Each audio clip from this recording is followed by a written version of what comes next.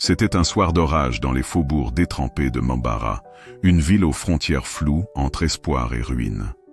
Dans un hôpital mal éclairé, aux néons blafards et aux murs lézardés, une jeune femme nommée Aïna accoucha dans la douleur, le regard vide, l'âme absente. Le bébé ne cria pas. Le médecin, un homme bourru mais droit, fronça les sourcils. Elle est vivante, mais à peine. Le nourrisson avait la peau cireuse, une respiration sifflante, et son corps était trop léger, trop mou. Le diagnostic tomba comme une sentence. Syndrome de Mort-Schwermann, une maladie neurologique dégénérative extrêmement rare, souvent mortelle dans les premiers mois. Elle ne vivra pas, déclara un médecin avec détachement. Et même si elle survit, elle ne marchera pas, ne parlera pas. Elle ne reconnaîtra même pas son nom. Aïna regarda son compagnon, Douma, un homme que la pauvreté avait rendu cynique. « On n'a pas demandé ça », dit-il simplement. Aïna détourna les yeux de l'enfant. « C'est une punition, pas un enfant. » Ils signèrent un papier, un simple formulaire d'abandon, puis quittèrent l'hôpital. Ni l'un ni l'autre ne se retourna. L'enfant fut noté comme « non identifié, sujet 028 ». Mais ce que personne ne savait, c'est qu'un destin avait commencé à s'écrire. Et dans l'ombre, quelqu'un veillait déjà. Elle s'appelait Zeyna. On la surnommait « la femme aux gants noirs », car on ne la voyait jamais sans ses accessoires en cuir usé, comme si elle portait en elle une histoire qu'aucune empreinte ne devait souiller. Infirmière de nuit dans cet hôpital oublié du monde, Zeyna entendit les rumeurs. Un bébé abandonné, malade, trop faible pour survivre. Elle demanda à la voir. Ce qu'elle trouva dans l'incubateur la fit frissonner. Ce n'était pas seulement un corps malade, c'était une présence, une lueur dans les yeux mi-clos, un souffle fragile, mais obstiné. « Toi, murmura-t-elle, tu ne mourras pas ici, pas dans cette prison blanche. » Zeyna, elle aussi, portait des cicatrices. Autrefois brillante médecin militaire, elle avait été radiée après une opération clandestine pour sauver une jeune fille de généraux corrompus. Elle avait tout perdu. Titre, honneur, famille. Ce bébé, c'était une mission, un recommencement. Le bébé ne pleurait jamais. C'était cela qui troubla Zeyna. Elle lui donna un prénom, Léna. Zeyna fit un marché avec le directeur de l'hôpital. Elle prendrait en charge les soins, les frais, tout. En échange, aucun rapport, aucune alerte aux services sociaux. Si elle meurt, ce sera mon poids à porter. Mais si elle vit, vous verrez que vous vous êtes tous trompés. Le directeur, lassé, accepta. Mais il imposa une condition. Vous n'aurez aucun soutien, aucun droit. Elle ne sera jamais à vous. Zeyna signa sans hésiter. Loua une minuscule chambre au-dessus d'une ancienne librairie désaffectée, remplit les tiroirs de médicaments et transforma le salon en infirmerie. Elle quitta son emploi de nuit et devint couturière le jour pour survivre. Fut nourrie à la pipette, puis au compte-gouttes. Elle ne tenait pas sa tête, ne fixait rien. Mais elle respirait, et Zeyna croyait. Dans le quartier, les gens parlaient. « Tu as vu ? Elle élève un fantôme. Cette femme est maudite. Elle touche la mort tous les jours. » Zeyna ignorait les commérages. La seule chose qui comptait, c'était la voix de Léna. Car à l'âge de 3 ans, contre toute attente, Léna murmura une syllabe. Ze, puis Zeyna. Zeyna tomba à genoux en larmes. C'était le miracle qu'elle attendait. Mais il y avait autre chose. Léna ne parlait qu'à la pleine lune.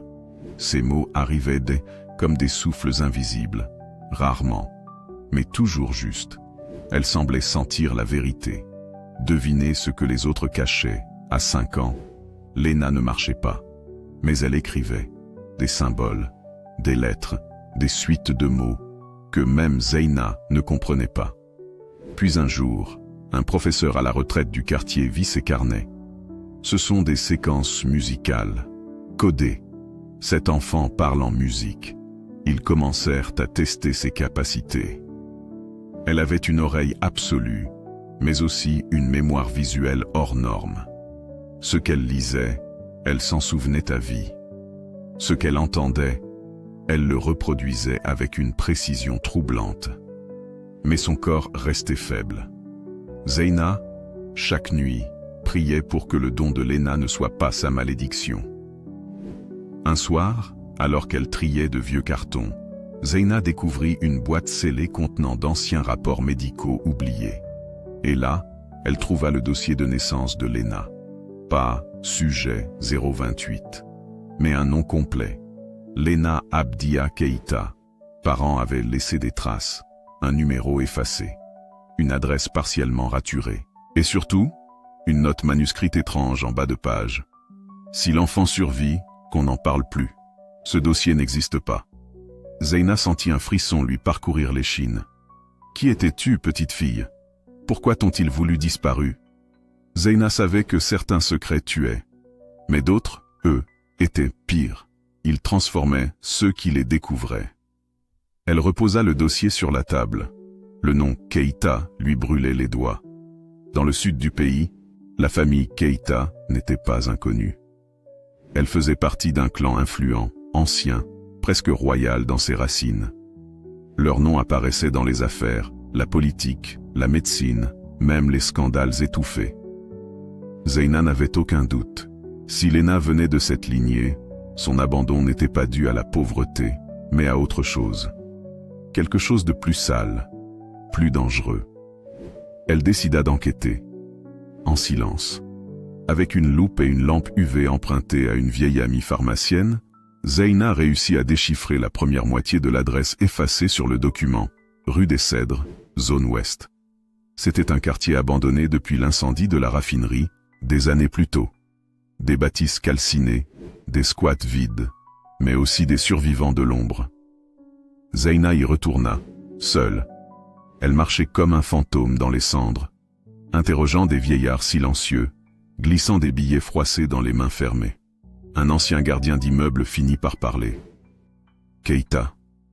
Oui, ils avaient un appartement ici, mais ils sont partis en catastrophe. Il y a eu une nuit étrange. Des cris, un camion, puis plus rien. Quelle date? Février 2007. Zeyna sentit son cœur s'arrêter. Léna était née en mars 2007. Léna grandissait. Sa santé s'améliorait lentement, bien que fragile. Son dos était droit, ses jambes toujours instables, mais elle compensait avec une agilité cérébrale fascinante. À l'école de quartier que Zeyna finit par accepter, Léna était une étrangeté. Silencieuse, brillante, absente, mais inoubliable. Certains enseignants disaient d'elle qu'elle lisait les pensées, d'autres disaient qu'elle voyait des choses. Un jour, la directrice convoqua Zeyna. « Votre fille a quelque chose d'anormal. Elle a décrit avec précision la mort de mon père, qui s'est passée à des centaines de kilomètres d'ici, sans jamais l'avoir connu. Elle a même chanté la dernière chanson qu'il m'avait apprise. » Zeyna garda le silence, puis elle murmura. « Elle entend ce que les autres oublient, et elle parle ce que les autres enterrent. » Une lettre arriva par erreur, du moins officiellement. Elle n'était pas adressée à Zeyna ni à Léna, mais elle portait un sceau, K, un simple K, doré, sur un papier noir mat. À l'intérieur, une phrase manuscrite. « Le sang revient toujours à la source. Votre erreur a survécu. » Zeyna sentit le sol se dérober sous elle. Quelqu'un savait. Quelqu'un surveillait. Léna avait maintenant 9 ans.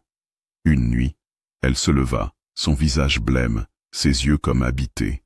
« Maman Zeyna, ils arrivent. »« Qui, ma chérie ?»« Les hommes du silence. Ils sentent le feu et l'acier. » Zeyna comprit qu'elle n'avait plus le choix. Elle contacta un ancien ami, Issa, un activiste en exil, qui fouilla les bases de données médicales, les registres d'état civil et même les forums obscurs des archives interdites. Ce qu'il trouva glaça le sang de Zeyna. Aïna Keïta, mère biologique de Léna, était l'héritière unique d'une société pharmaceutique de renommée mondiale. Et cette société avait mené, entre 2004 et 2007, des essais cliniques non déclarés sur des fœtus atteints de mutations génétiques rares. Des cobayes humains, des bébés, dont Lena Zeina ne dormit pas pendant 3 nuits. Le puzzle prenait forme. La maladie de Lena n'était pas naturelle. Elle était peut-être le fruit d'un protocole expérimental, une tentative d'amélioration génétique, dissimulée sous une maladie rare. Mais le projet avait été classé « échec total ». Les sujets n'avaient pas survécu, sauf un. Zeina comprit alors pourquoi les Keita l'avaient abandonné. Ce n'était pas l'enfant qui était malade, leur conscience. Ils ne pouvaient pas vivre avec un enfant qui était la preuve vivante de leur crime. Mais la question restait. Pourquoi maintenant? Pourquoi ces lettres, ces menaces voilées? Quel danger rôdait encore autour de Lena? Zeina enferma tous les dossiers, les carnets, les preuves dans un coffre.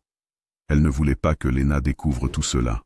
Pas encore, mais Lena l'avait senti.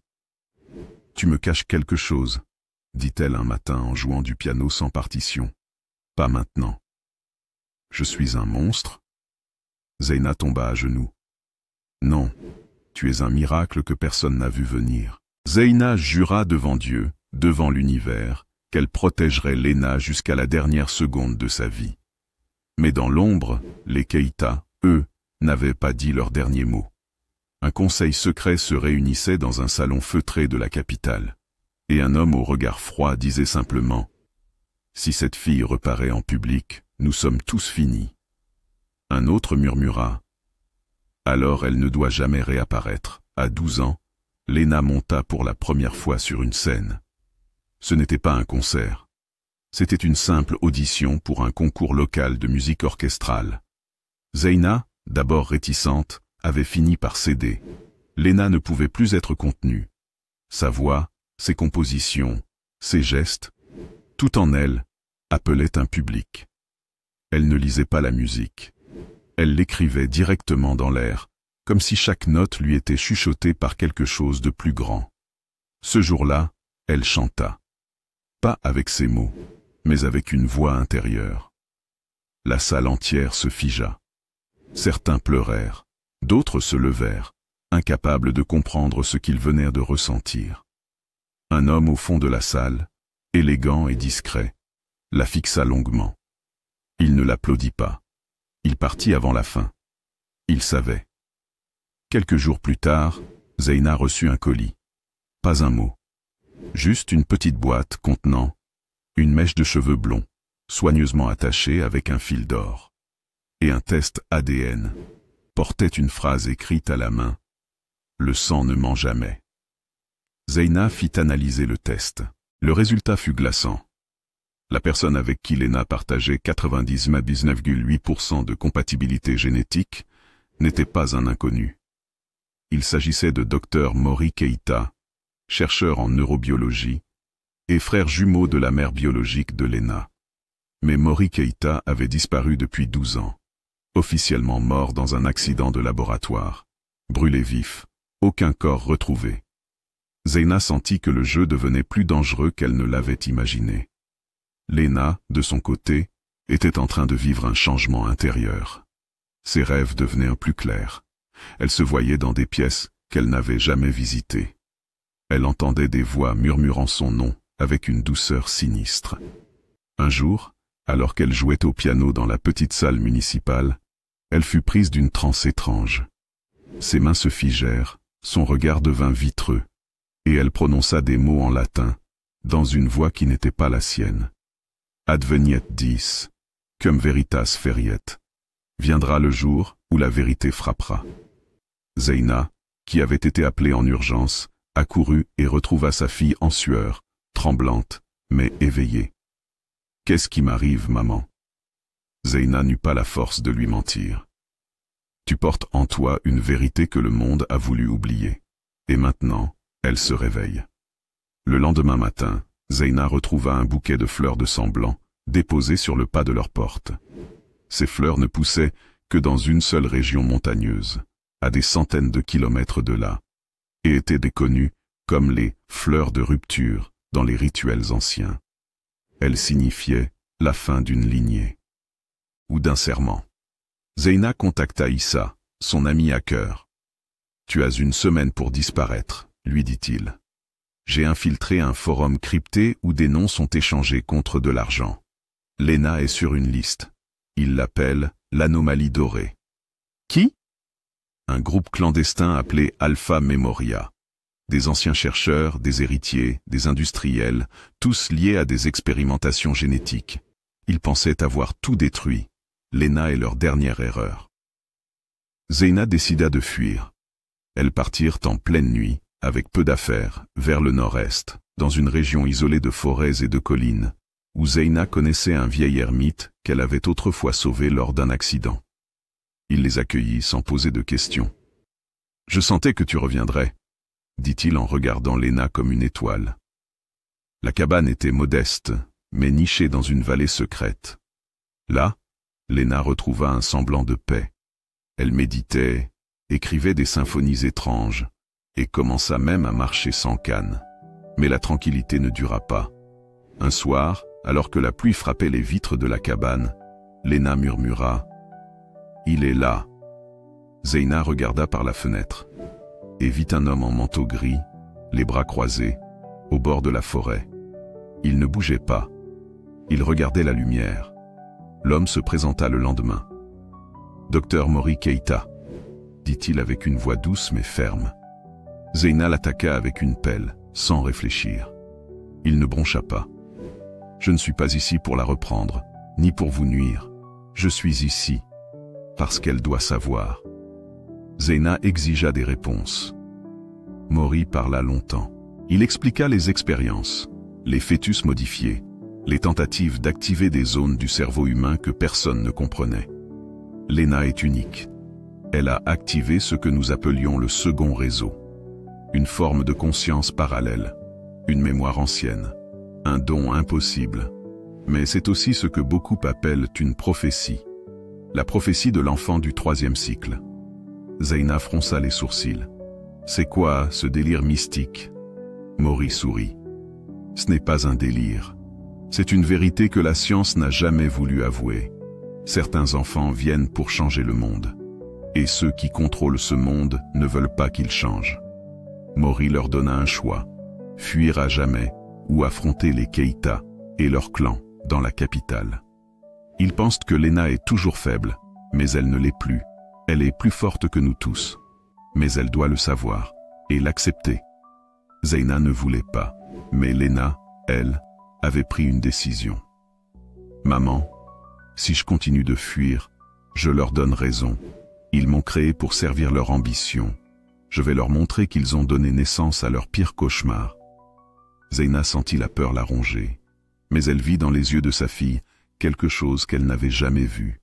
Une lumière ancienne, presque divine.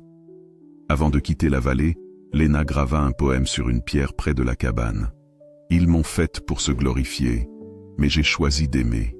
Ils m'ont nié pour se protéger, mais j'ai choisi de marcher. Le sang peut trahir, mais la vérité, elle, ne se tait jamais. » Elle regarda sa mère. « Ce qu'ils ont fait est impardonnable, mais ce que nous allons faire sera inoubliable. » Et elles partirent, vers la capitale, vers la guerre. La capitale n'avait pas changé. Toujours enveloppée d'un vernis de luxe et de progrès, mais rongée de l'intérieur par les mensonges, les arrangements, les morts discrètes. Zeyna détestait cette ville. C'est là qu'elle avait tout perdu, jadis. Et maintenant, elle y revenait, non plus en médecin déchu, mais en mère d'un miracle silencieux. Lena portait une longue cape noire pour masquer sa silhouette encore frêle. Mori Keita leur avait donné un contact, un certain Karam, avocat spécialisé dans les affaires étouffées de l'élite. « Ils savent que vous êtes en ville », dit Karam dès leur première rencontre. « Des drones vous ont déjà repéré. Ils attendent juste que vous fassiez un faux pas. »« Alors il faut frapper en premier », répondit Lena calmement. Une invitation arriva. Froide, dorée, officielle. Le gala de la Fondation Keita pour la recherche médicale.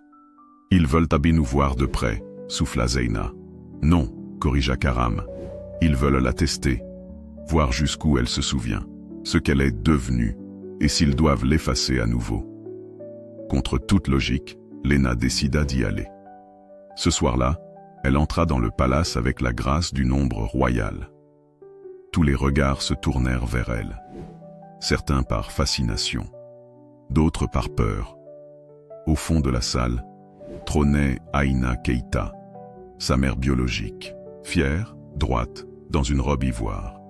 À ses côtés, son mari, et plusieurs hommes en costumes identiques, des regards froids, précis.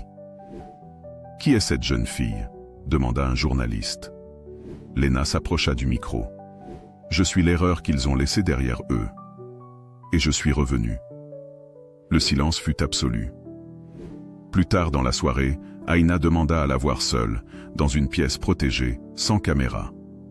Zeyna refusa. Mais Léna accepta.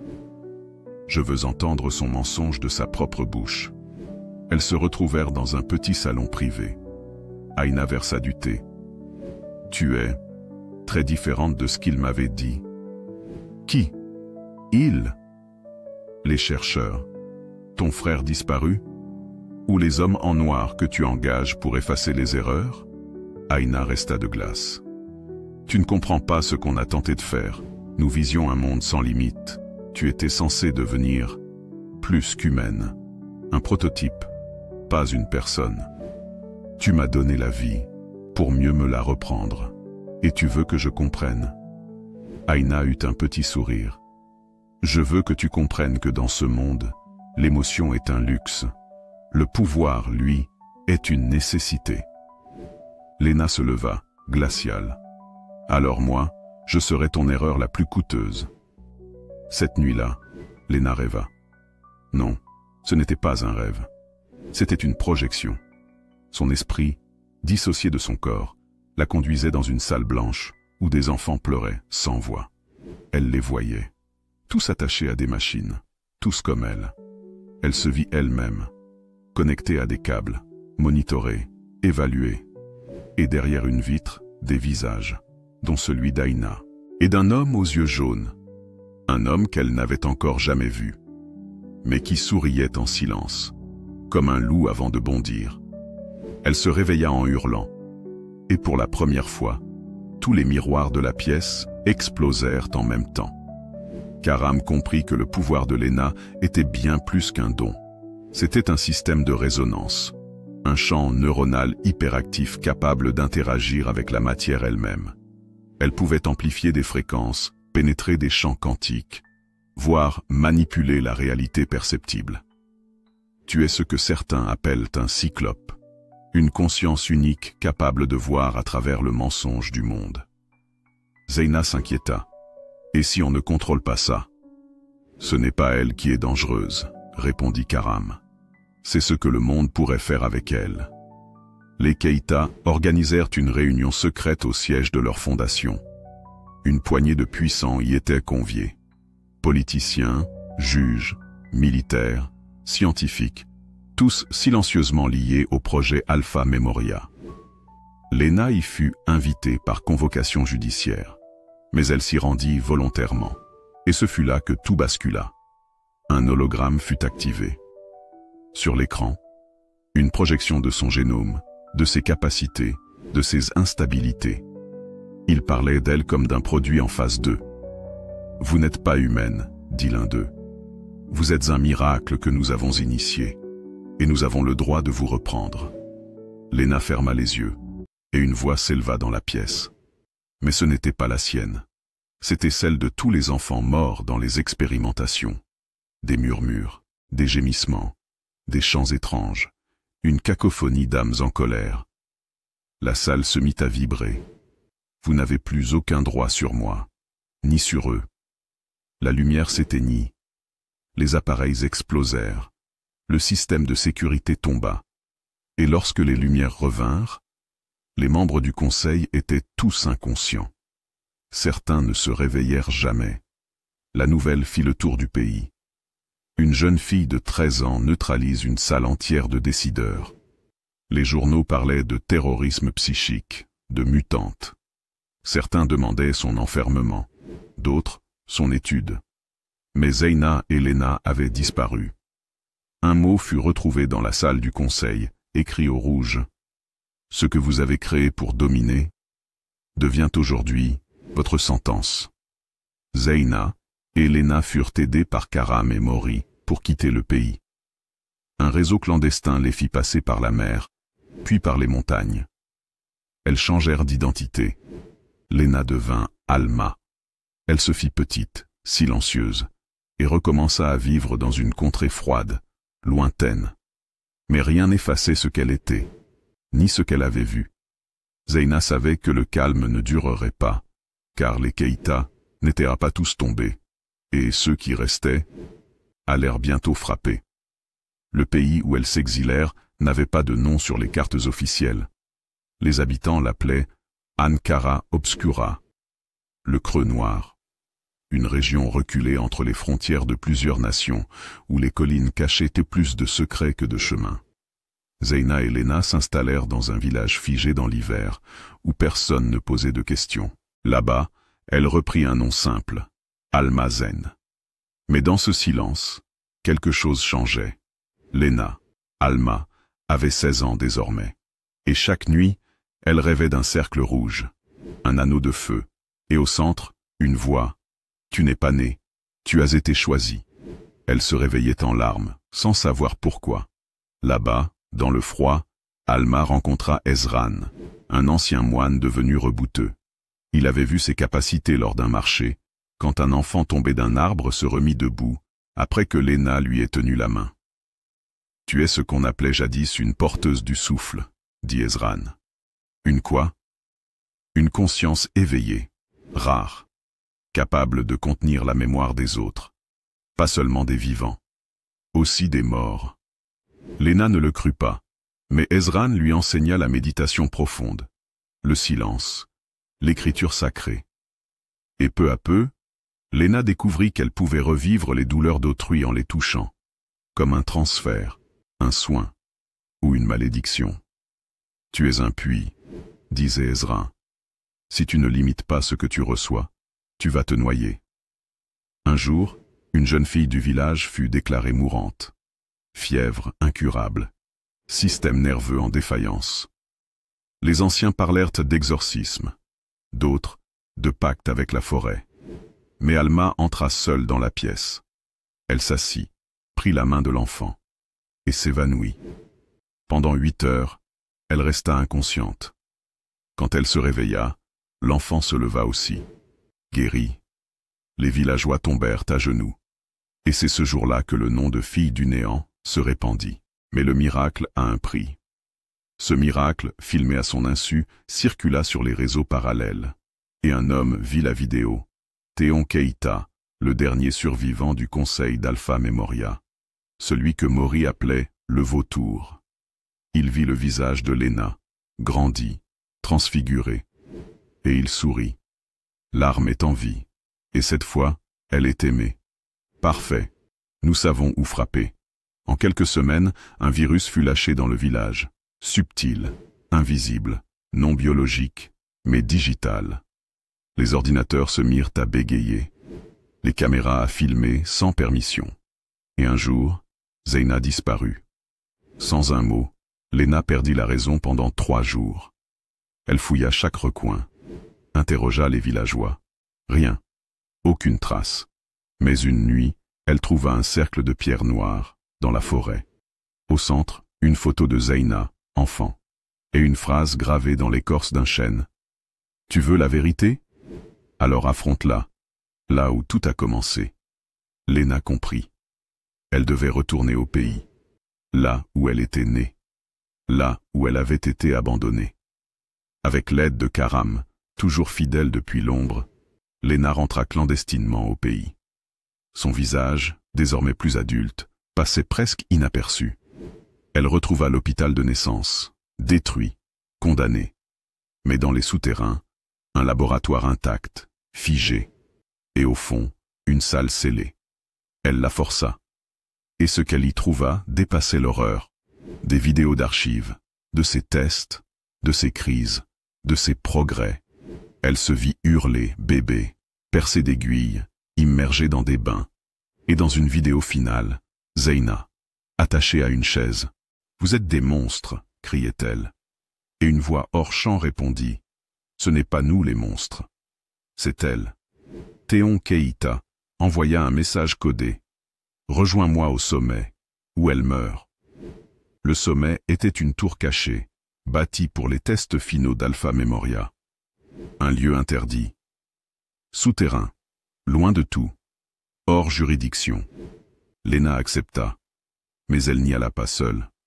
Ezran, Karam, Mori, tous ceux qui croyaient encore que l'humanité n'était pas une marchandise, l'accompagnèrent.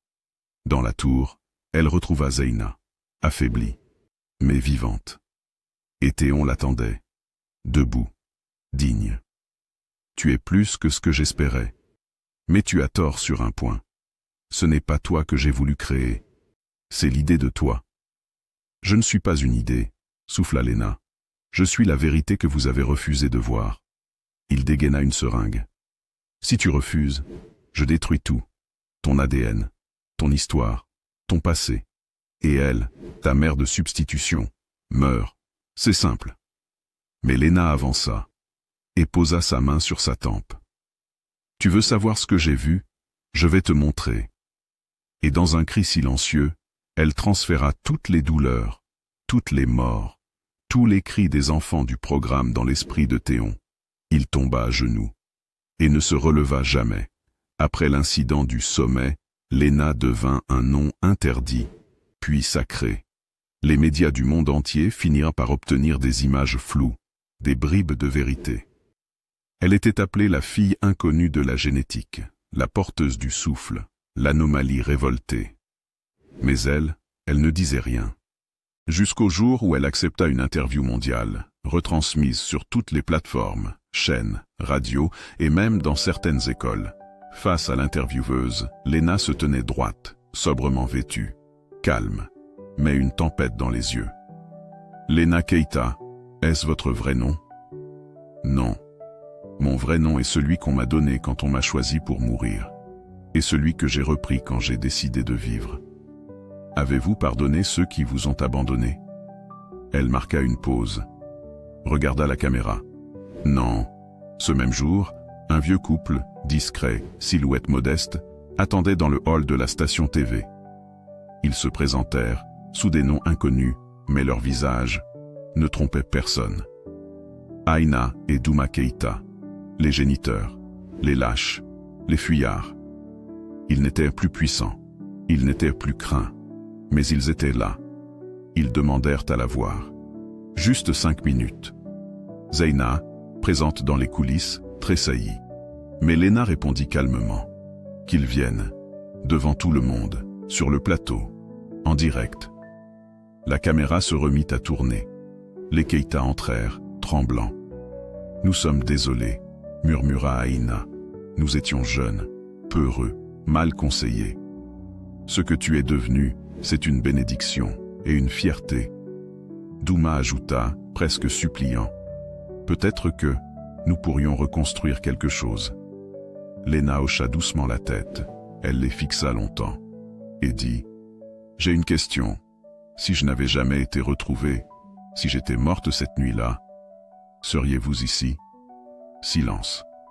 Aïna baissa les yeux. « Non. Alors vous ne venez pas pour moi. Vous venez pour mon nom. Pour le miroir de votre échec. » Elle se leva. « L'enfant que vous avez abandonné est morte à l'hôpital. Celle qui vous parle est née dans l'amour, la sueur et le sang d'une autre femme. Une vraie mère. » Elle se tourna vers les caméras. « Qu'on le sache, ces gens-là ne sont rien pour moi. Ils ont choisi. Moi aussi. » Puis elle dit la phrase qui allait faire le tour du monde. « Le pardon n'est pas une obligation. C'est un privilège. Et vous ne l'avez pas mérité. » Après cette apparition, les Keïta furent attaqués médiatiquement. D'anciens complices témoignèrent. Des documents réapparurent. Des procès furent rouverts. Les dernières entreprises liées à Alpha Memoria s'effondrèrent. Leurs comptes gelés. Leurs biens saisis. Ils furent abandonnés à leur tour, par leurs amis, leurs alliés, leurs avocats. Le monde entier voyait maintenant à qui ils avaient tourné le dos. Quelques mois plus tard, Lena inaugura une immense structure au cœur du pays. Un hôpital, une école, un centre de musique et de soins. Le nom trônait en lettres dorées, Centre Sifa, pour les enfants de la lumière oubliée. Lors du discours d'ouverture, Lena s'exprima ainsi. Ce lieu n'existerait pas si une femme brisée n'avait pas refusé d'abandonner une enfant morte-née. Ce que je suis, je le dois à Zeyna, et à tous ceux qui croient encore qu'on peut aimer sans condition. Elle brandit une photo, elle bébé, dans les bras de Zeyna. Le monde entier pleura. Un soir, Zeyna trouva une feuille dans un vieux tiroir du centre. C'était une lettre que Lena avait écrite à 11 ans, jamais envoyée. « Chère maman biologique, je ne sais pas pourquoi tu es partie. Je ne sais pas pourquoi j'étais si indésirable. Mais je veux que tu saches que malgré ta haine, je suis aimé. Malgré ton absence, j'ai été guidé. Et même si je ne te pardonne pas, je vis, je respire et je chante. Et ça, tu ne pourras jamais me l'enlever. » À 20 ans, Lena devint une voix mondiale. Elle n'était pas une politicienne, ni une célébrité classique. Elle refusait les étiquettes. Elle créa des mouvements pour la reconnaissance des enfants nés des essais médicaux, milita pour la transparence scientifique et offrit des refuges pour les enfants abandonnés à cause de leur santé. Elle recevait chaque semaine des lettres de mères qui avaient choisi, elle, de rester, et elle répondait à chacune. Mais elle n'oublia jamais. Elle refusa toujours de revoir les Keïta. Des années plus tard, alors que Zeyna était malade, Lena s'assit à son chevet. Zeyna lui dit faiblement, « J'ai peur que tu vives dans la colère. Tu as sauvé des vies, mais as-tu sauvé la tienne ?» Lena lui prit la main. « Je n'ai pas pardonné, mais je n'ai pas tué. J'ai parlé, j'ai construit, j'ai refusé leur monde. J'en ai bâti un autre, et tu sais quoi? Je n'ai plus besoin d'eux, pas même pour leur pardon. » Zeyna sourit, une larme au coin de l'œil. « Alors tu es libre. » À 30 ans, Lena fit son dernier discours public. « Je suis née sans avenir, condamnée à mourir, abandonnée par ceux qui auraient dû me protéger, mais aujourd'hui, je suis debout. Pas parce que j'ai pardonné, mais parce que j'ai décidé de vivre au-delà de leur trahison. Certains renaissent dans la lumière. Moi, j'ai appris à briller dans l'ombre. » Puis elle tourna la page et s'en alla, sans bruit. Merci, du fond du cœur, d'avoir suivi cette histoire jusqu'à la fin. Ce n'était pas seulement le récit d'une jeune fille rejetée, c'était celui de toutes ces âmes invisibles, abandonnées à cause de ce qu'elles sont, de ce qu'elles portent, ou simplement parce qu'elles ne rentrent pas dans les normes. Lena, à travers son combat, nous rappelle que la force ne vient pas de la naissance, ni du sang, ni de la richesse, mais du choix de se relever, encore et encore, même quand le monde entier vous tourne le dos. Elle a refusé de pardonner, non par haine, mais par amour pour elle-même. Car parfois, la plus grande forme de paix, c'est d'apprendre à vivre sans attendre d'excuses. À ceux qui ont été blessés, rejetés, abandonnés, sachez que vous n'êtes pas seuls, que votre douleur ne vous définit pas, mais que vos choix, eux, peuvent inspirer des générations. Merci d'avoir pris ce temps, d'avoir ressenti chaque mot, chaque silence, chaque larme, chaque victoire. Merci d'avoir écouté avec le cœur. Et si cette histoire vous a touché, même un peu, n'hésitez pas à la partager. Car quelque part, quelqu'un en a besoin, là, maintenant. À bientôt pour une prochaine histoire. Prenez soin de vous. Et surtout, n'abandonnez jamais.